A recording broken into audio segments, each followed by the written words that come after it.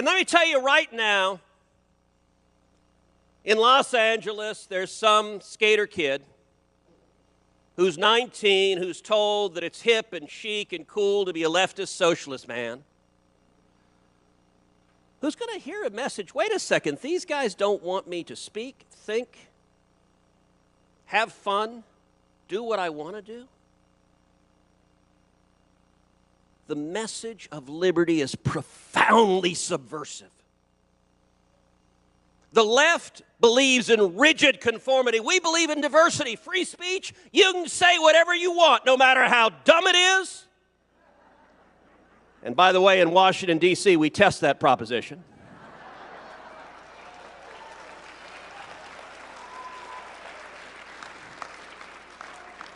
Religious liberty, you can worship however you like on your knees before Almighty God. Or you can worship the almighty dollar. Or you can worship, I don't know, pink Martians. That's the beauty of freedom, the Second Amendment. Oh, the left hates the Second Amendment. Because they want their people docile and compliant.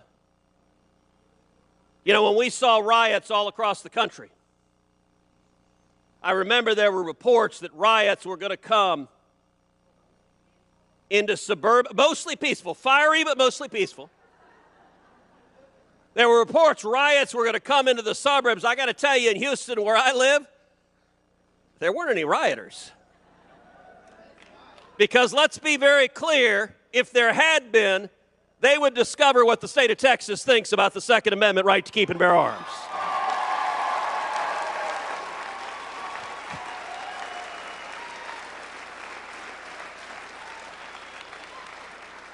So defend liberty.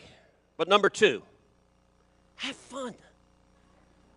Have fun. You know, so many on the right, they act like they got a stick inserted somewhere it doesn't belong. Like, just lighten up. Especially now, the left, they are shrill. They are angry. How many leftists does it take to screw in a light bulb? That's not funny!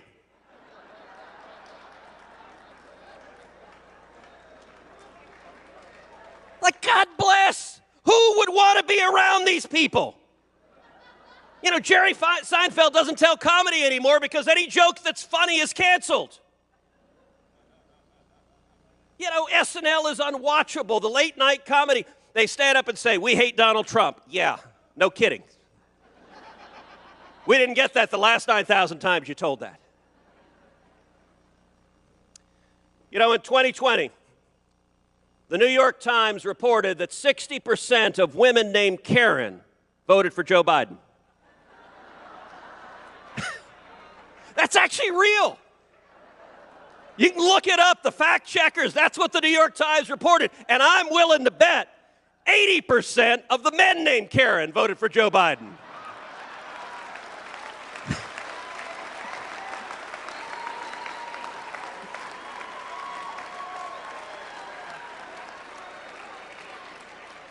Just have fun.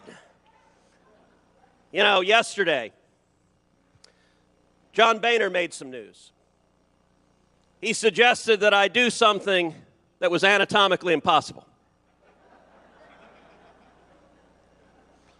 To which my response was, who's John Boehner?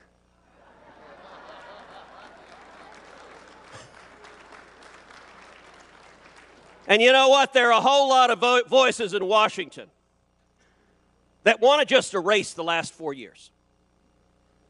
Want to go back to the world before, where we had government of the lobbyists, by the lobbyists, and for the lobbyists. Where the Republicans' compelling message was, Republicans, we waste less. And they look at Donald J. Trump, and they look at the millions and millions of people inspired who went to battle fighting alongside President Trump, and they're terrified. And they want him to go away. Let me tell you this right now, Donald J. Trump ain't going anywhere.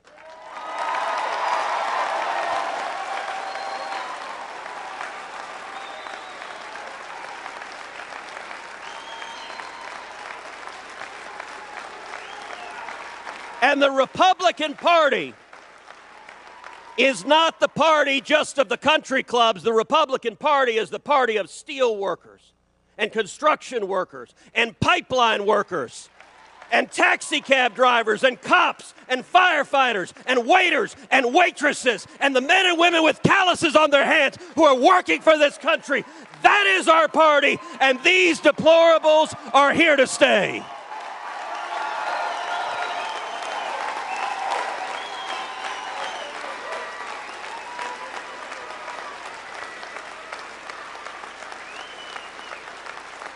Every one of you has a platform. Every one of you has a voice. The corporate media wants to silence these voices. You have a platform. You know, last year I launched a podcast, Verdict with Ted Cruz. Over 25 million downloads in a year. By the way, please go subscribe. Verdict with Ted Cruz, Verdict with Ted Cruz. Click on subscribe. 5 stars, please. But you know what? You have the same platform. You have social media. You have your friends, your neighbors, your family, your classmates. Speak out for freedom. Because I'm going to close with these words of encouragement. These are dark days, and the media tells us this is the new galactic empire forever and 1,000 years. But already Joe Biden and the radicals in his administration, they are already overshooting. They are already going too far. Their policies don't work. They are disasters. They are bad. They are destroying jobs. They are stripping our freedom. And there is a natural pendulum to politics. And the country will come back to sanity. And mark my words, 2022 is going to be a fantastic election year. And so is 2024. As we stand together and defend liberty, defend the Constitution, defend the Bill of Rights of every American, in the immortal words of William Wallace, freedom!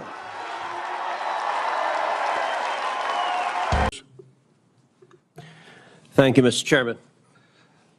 Mr. Rowe, thank you for being here. I agree with what you said at the outset, that the individual Secret Service agents demonstrated remarkable personal courage, putting their bodies in between the line of sight of the shooter and the president. That being said, the bravery of the line agents is quite different from the decisions of Secret Service leadership. Secret Service leadership committed catastrophic security failures, indeed the worst security failures for the Secret Service since 1981, since the attempted assassination of President Ronald Reagan. It is incumbent upon this committee to determine why those security failures happened. Just after the shooting, Secret Service put out an official statement from your spokesperson that says there's an untrue assertion that a member of the former president's team requested additional security resources and that those were rebuffed. This is absolutely false.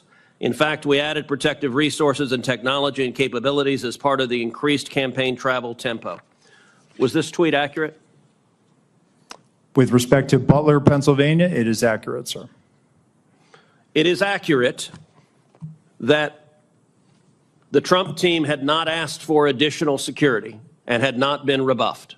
If you're talking about Butler, Pennsylvania, all assets requested were approved. If you're talking about the media reporting of assets requested, there were times when assets were unavailable and not able to be filled, and those gaps were staffed with state and local law enforcement tactical assets.